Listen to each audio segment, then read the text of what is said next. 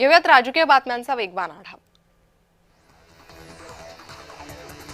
नाशिकमधील त्र्यंबकेश्वर येथील संत निवृत्तीनाथ समाधी मंदिर ट्रस्टला राज्य सरकारकडून 50 लाख रुपयांची मदत करण्यात आली आहे। मुख्यमंत्र्यांच्या हस्ते देवस्थान ट्रस्टला 50 लाखांचा धनादेश प्रदान करण्यात आला। प्लास्टिकवर बंदी असताना कृत्रिम फुले का वापरली जातात त्यावरही बंदी असावी अशी मागणी आमदार विक्रम पाचपुते, पंकजा मुंडे आणि जयंत पाटील यांनी सभागृहात केली आहे। जैसलमेरमध्ये भारतीय संस्कृती आणि समरसतेचा महाकुंभ होणार आहे। जैन समुदायाच्या चादर महोत्सवात देशभरातल्या विविध धर्म आणि पंथांचे वैचारिक मंथन होणार आहे। राष्ट्रीय स्वयंसेवक संघाचे सरसंघचालक डॉक्टर मोहन भागवत यांच्या प्रमुख उपस्थितीत महोत्सवाचा शुभारंभ होणार अशी माहिती मंत्री मंगलप्रभात लोढा यांनी दिली आहे। लॉंग मार्च संदर्भात दिलेले आश्वासन सरकार पूर्ण करणार असून लवकरच सुरगाणा येथे राज्याचे मुख्यमंत्री देवेंद्र फडणवीस भेट देऊन इतर वन जमीन संदर्भात अडचणी समजून घेणार आहेत असा शब्द मुख्यमंत्र्यांनी दिल्याचं कम्युनिस्ट पक्षाचे नेते जेपी गावित यांनी सांगितलंय। महाराष्ट्रातील बोलीभाषांचा उत्सव नव्या पिढीसमोर येण्यासाठी हे संमेलन आहे।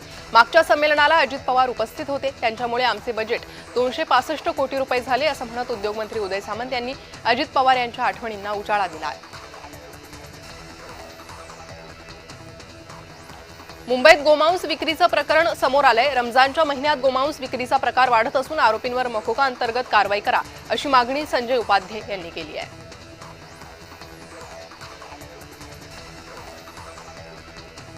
मुंबई विद्यापीठाशी संलग्न असलेल्या कांदिवलीतील बालभारती कॉलेज ऑफ कॉमर्समध्ये मराठी भाषेतील फलक न लावल्याचा आरोप ठाकरे गटाचे अखिल चित्रे यांनी केला। कुलगुरूंना पत्र लिहून तात्काळ कारवाईची मागणी चित्रेंनी केली आहे।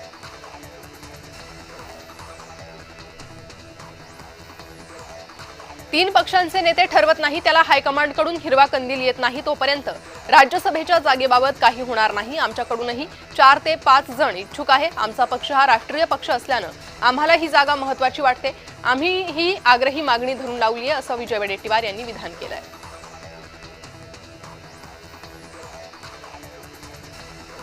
मुख्यमंत्री देवेंद्र फडणवीस, उपमुख्यमंत्री सुनेत्रा पवार आणि छगन भुजबळांनी व्हीएसआर कंपनीच्या विमानातून प्रवास केला। वादात सापडलेल्या व्हीएसआर कंपनीच्या विमानातून प्रवास केल्यानं चर्चा सुरू झाल्या।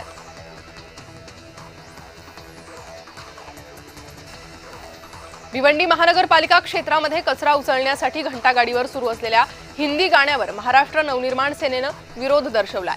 मनसे पदाधिकाऱ्यांनी मनपा प्रशासन आणि महापौर यांना मराठी भाषा दिनाची आठवण करून देत स्पष्ट भूमिका मांडली आहे।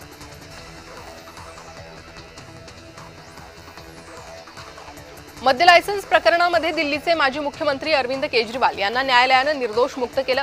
यावर ज्येष्ठ समाजसेवक अण्णा हजारे यांनी प्रतिक्रिया दिली असून आपण न्यायालयाच्या निर्णयाचा सन्मान केला पाहिजे असं म्हटलंय। अरविंद केजरीवाल यांची न्यायालयानं निर्दोष मुक्तता केली। यावर आदित्य ठाकरे यांनी प्रतिक्रिया दिली। भाजपच्या खोट्या आरोपांवर कोर्टानं हे ताशेरे ओढलेत। आता त्यांच्यावर ज्यांनी आरोप केले आहेत त्यांच्यावर कारवाई करावी किंवा त्यांना तुरुंगात टाकावं अशी मागणीही आदित्य ठाकरे यांनी केली आहे। भालचंद्र नेमाडे यांनी मराठी भाषेला नवीन पंख दिले। 6 ते 7 दशकं या लोकांनी मराठीसाठी काम केलं। मराठी भाषा अभिजात आहे, सर्वदूर कशी नेता येईल यासाठी पुढील काळात विचार करू असं मुख्यमंत्री देवेंद्र फडणवीसांनी विधान केलं।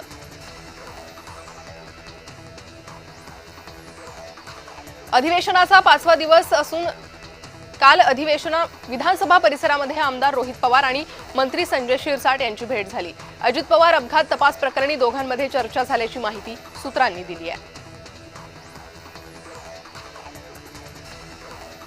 महाविहारमध्ये अध्यक्ष आणि ट्रस्टी बुद्धिस्ट असावा। कायद्यामध्ये बदल करून अध्यक्ष ट्रस्टी हे बुद्धिस्ट असायला हवे। आमचे बुद्धिस्ट हेच ट्रस्टी असले पाहिजे, इतर कुणी नको अशी मागणी आहे। पंतप्रधान यांना देखील आपण निवेदन दिलंय अशी माहिती मंत्री रामदास आठवलेंनी दिली आहे।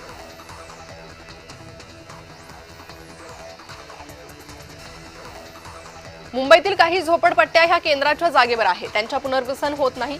त्यांच्या झोपड्या तोडल्या जातात आणि लोक रस्त्यावर येतात। प्रधानमंत्री आवास योजना आणि राज्याच्या पुनर्वसन योजना असतील त्या अंतर्गत पुनर्वसन करावं अशी मागणी खासदार अरविंद सावंत यांनी केली आहे।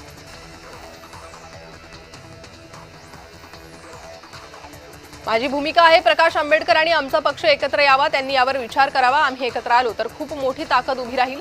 मी अनेक वेळा प्रयत्न केले पण ते आले नाहीत। आम्ही जर एकत्र आलो तर समाजाचा फायदा होईल। असं रामदास आठवलेंनी विधान केलं.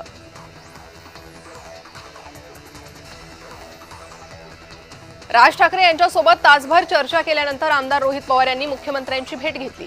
महाराष्ट्र पोलीस अजित पवार अपघात प्रकरणात FIR दाखल करण्याबाबत रोहित पवारांनी मुख्यमंत्र्यांना निवेदन दिलं.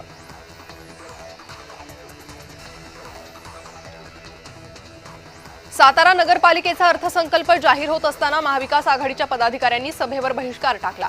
विकास कामांसंदर्भात मवियानं केलेल्या अर्जाचं उत्तर न आल्यानं मवियानं सभेवर बहिष्कार टाकला. महाविकास आघाडीतील सर्व पक्ष राज्यसभेच्या उमेदवारीवर दावा करतायत. यावर इच्छा प्रत्येकानं व्यक्त केली आहे, तरी निर्णय एकमतानं घेऊ अशी प्रतिक्रिया पवार गटाचे प्रदेशाध्यक्ष शशिकांत शिंदेंनी दिली आहे.